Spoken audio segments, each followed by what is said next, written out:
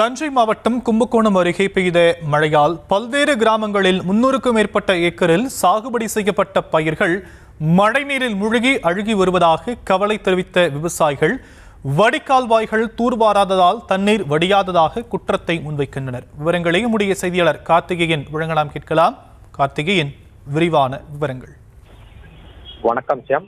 கும்பகோணம் அதன் சுற்று வட்டார பகுதிகளில் கடந்த ஒரு வார காலமாகவே கனமழையானது பெய்து வருகிறது.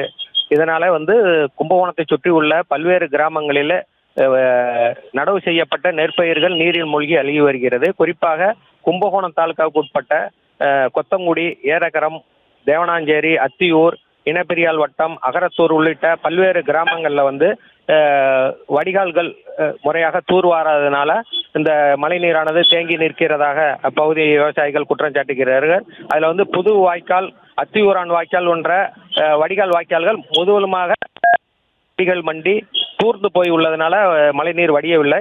இதனால ஒரு ஏக்கருக்கு சுமார் 20,000 ரூபாய் செலவு செய்து பயிர் செய்திருப்பதாகவும், இதனால எங்களுக்கு முற்றிலும் அழுகி வருவதனால எங்களால் அந்த